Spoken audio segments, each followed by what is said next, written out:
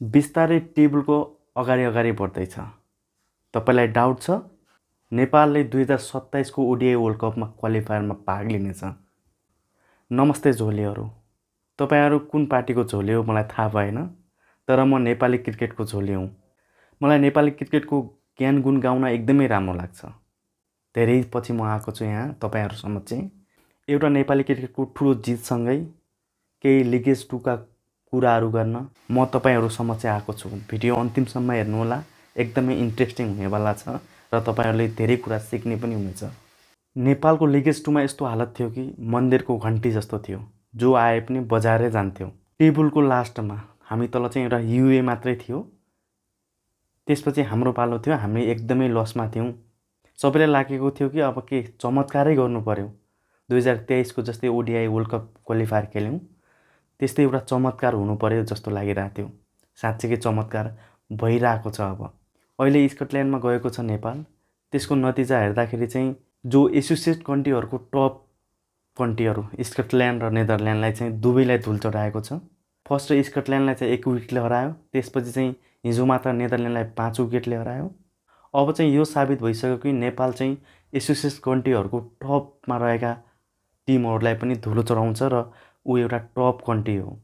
नेदरल्यान्ड जसले 2023 को विश्वकपमा चाहिँ बङ्गलादेश र साउथ अफ्रिका जस्तो टिमलाई हरायो, जसमा चाहिँ नेपालले अहिलेसम्म चाहिँ नेदरल्यान्डसँग 6 वटा म्याच भएका छन्। एकचोटि पारस्ताईको टाइममा चाहिँ 1 रनले जित्यौँ, त्यसपछि चाहिँ टियु मैदानमा चाहिँ 9 विकेटले जित्यौँ र आज 5 विकेटले नेदरल्यान्डलाई 3 पटक हराइसकेका छौँ भने नेदरल्यान्डसँग 3 हार पनि बेहोरेका छौँ।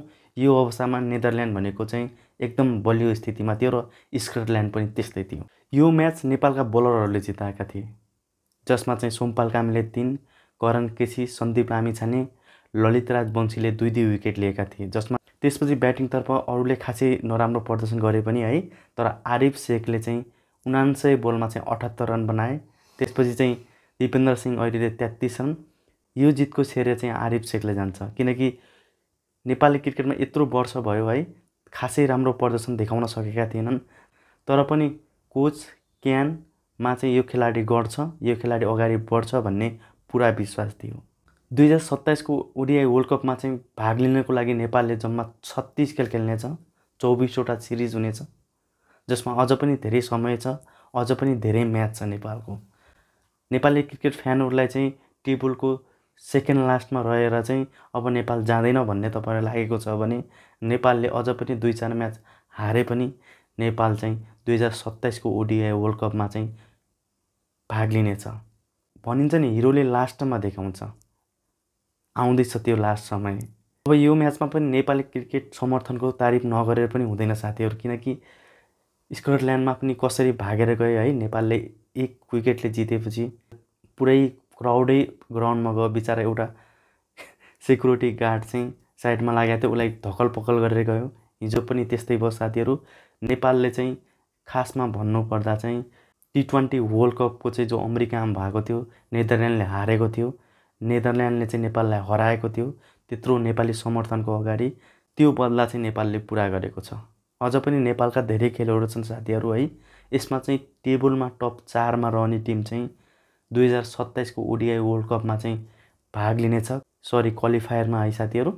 नेपालले जम्मा 36 म्याच खेल्नेछ, जसमा 14 म्याच गए भने अब लगभग 20 म्याच जति रहेका छन् साथीहरू। 22 म्याच रहेका छन्।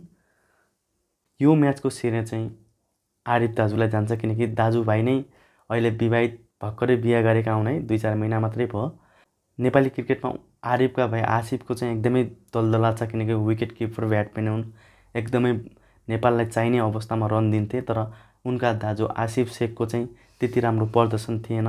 अब हेर्नुहोस् है, नेपाली क्रिकेट सङ्घ क्यान र नेपालका कोचलाई सबैलाई थाहा थियो कि यो भित्र प्रतिभा छ, एक दिन यो देखाउँछ भन्ने।